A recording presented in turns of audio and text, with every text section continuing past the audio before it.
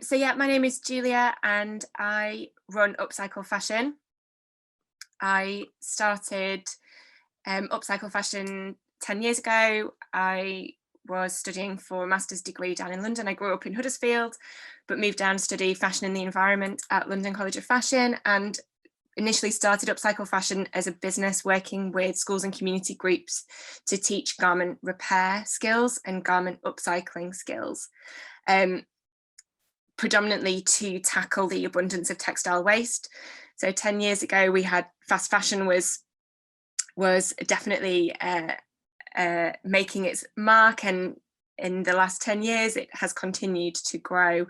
As we have more people buying fast fashion and fast clothing, we have prolific textile waste. So that overconsumption and excessive waste is something that I challenge through my work, and it's really moved beyond sewing skills into thinking about circularity in terms of systems and connecting up projects, places and people to have an effect within local communities to challenge and to utilise textile waste, post-consumer textile waste predominantly.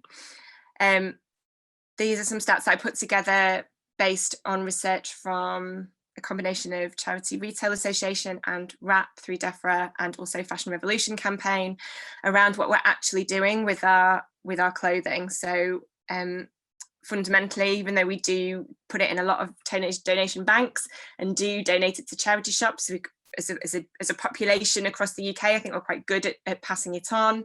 But what we're not great at is going to those charity shops to buy our new clothing. So we will all happily donate it to a charity shop and then walk straight into Primark or H&M or Topshop or wherever and buy all the new stuff. So charity shops are really just a stopgap for all of our textile waste, and I think they have a lot of potential to be part of circular systems within communities to put that waste, or those unwanted garments, it's not always waste, but those unwanted garments back into circulation.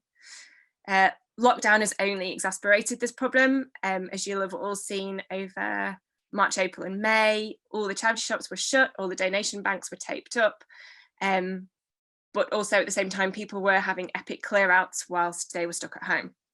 So inevitably what happened in June, July and August was that charity shops were absolutely bombarded with donations of stuff that people had cleared out.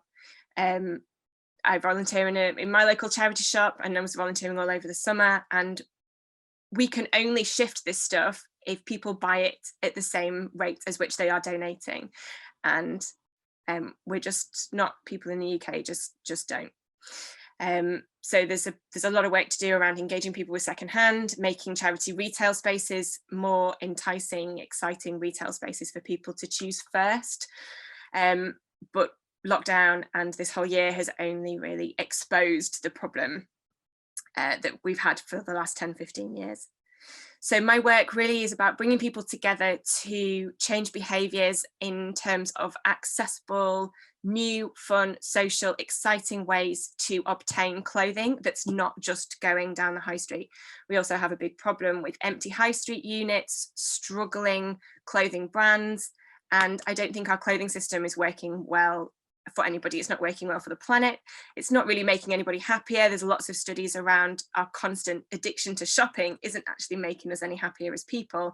And we've really lost that connection to where our clothing comes from and how we can be better owners of beautiful objects rather than just this extremely wasteful linear model of clothing consumption.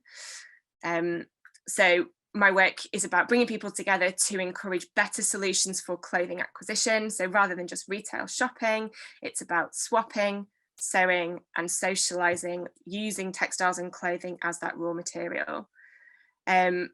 My work happens in ad hoc spaces around the country, wherever there is the funding to take me. So popping up in community centres, in libraries, in places of worship, in town halls, wherever there's space. To bring people together to run garment repair, upcycling, clothes swapping events.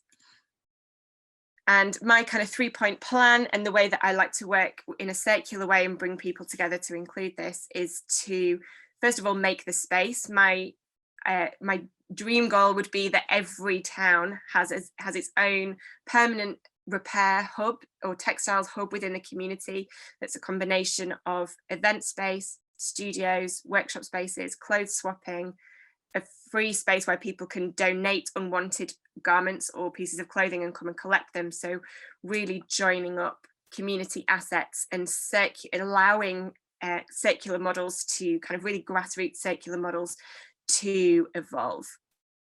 Also, a rewear revolution in terms of thinking more collectively about our clothing rather than it just being an object that we go and buy and discard 3 years later. How can we share in that kind of collective wardrobe of our community? How can community assets such as charity shops, alteration, sort of garment makers, people with skills and places, and people who have a certain amount of stock and supply of material within our communities, how can that be joined up and again create those grassroots circular systems? What can be replicated with clothing? And mentioned about the sort of renting model rather than a buying owning model, but also can we replicate food banks and have clothes banks, especially at this horrific time?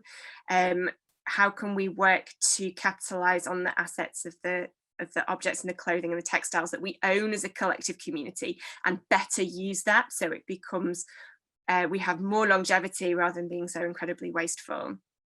Also thinking about uniform exchanges with schools. What if every school had a regular uniform swap at the end of every half term? Get rid of the lost property to make that free for parents, free uniform. Something else I'm really keen to do is not necessarily reinvent the wheel, but hook up globally people that are working on these models and to open source the toolkits that people use, whether that's for clothes swapping events, repair cafes, stitch and bitch sessions, those uniform exchanges, cooperative models for clothing acquisition, rental boutiques. All of these things exist, but we need to get a lot more better organized in terms of bringing them together to make a massive impact to drive that prolific textile waste down. So this is the kind of standard procedure we have a lot of the time in the UK, really. Massive amounts of donations going into the charity retail sector, which they then either sell to a much fewer number of shoppers than donators, and all of the stock that's not sold within 2 weeks goes to the rag collectors and is effectively downcycled into car fillers or mattresses, which then maybe 10-15 years later end up in a landfill anyway. So I still, even though it's kind of gone into a circular economy once, it will then inevitably go in the landfill. So I don't really count that as a circular economy because it's not a long-term strategy. So moving from that into really broadening out and bringing in people on a very local level with the skills and the assets and the spaces to create change. Thank you.